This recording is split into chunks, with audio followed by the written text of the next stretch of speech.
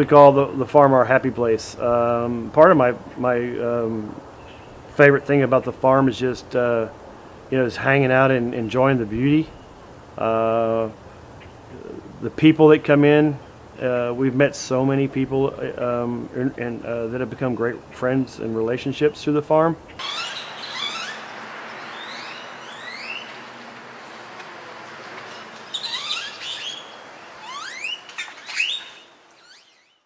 Springdale Farm started in 2009, and I can remember my dad wanting to plant tomatoes. He grew up in Ohio, and he really wanted to plant tomatoes because that's what he did with his grandfather. And so we started with tomatoes, and I thought it was going to be kind of like a backyard thing. Like we would have maximum of 10 plants, and we would be able to have tomatoes for us and maybe friends and family. And we had so many tomatoes that every surface of everything was covered with all sorts of shapes and sizes of different tomatoes, and we had so many that we didn't know what to do with. And this wonderful guy, Jesse Griffith from Due came in and said, are you moving all these tomatoes? Are you eating them? What are you doing with all of them? We said, no, we're swamped. And he just happened, he said, hold on, give me a minute. And he called his friends and chefs in the community, and that's kind of how Springdale Farm was born. It was kind of an accident of planning, too much, and it just has turned into this beautiful thing that we really care so much about.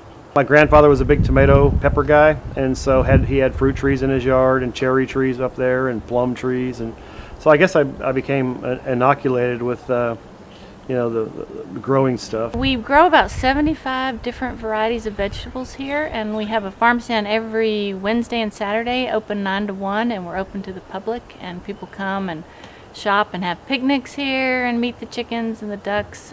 Part of the deal is that there has been this disconnect in children or families for 2 generations of not being on a farm, not knowing really where their food's coming from, and not even knowing that there's an alternative choice in food, and that's clean and healthy food, and that's what we provide by being organically sourced.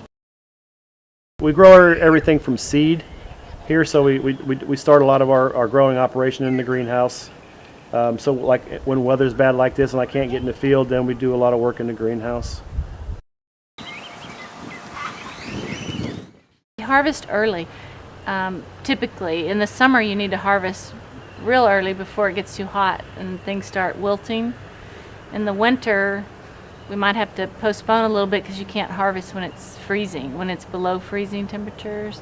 So we harvest pretty much every day. And then it'll be more maintenance, either planting or weeding in the afternoon. And now we're pulling, Brussels greens and chard and things like that we just have started the season, the new season, the cool season is here finally. We harvest, then we're always worried about what we're harvesting to make sure we're planting more of the same crops and other crops and have them in a rotation so that we always have produce on the table.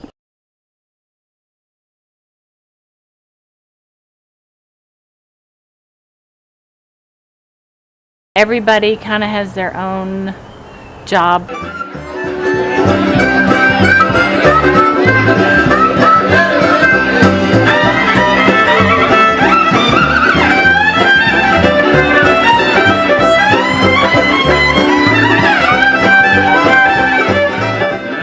For 5 acres to be sustainable, we kind of piece that together. We have, some commercial maintenance operation.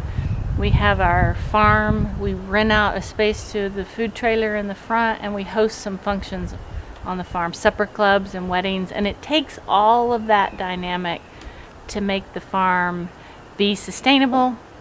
As a farmer, we don't make a ton of money on our produce. We're not in this business to get rich. We don't do this because we're going to be the wealthiest people in America. We do this because we really, really love this. We think that growing local and slow food is really important.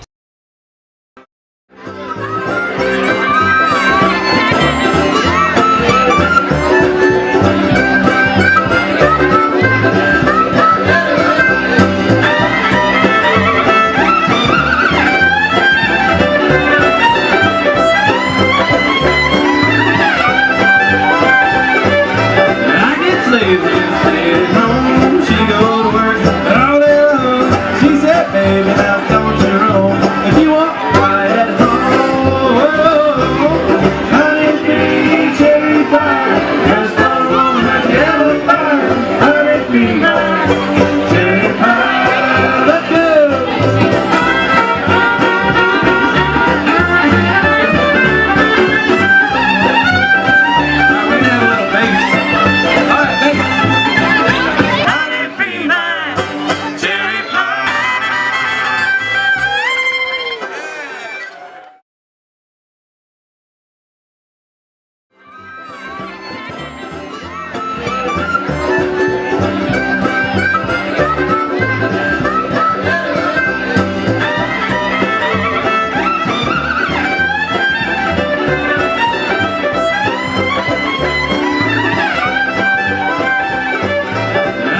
Please.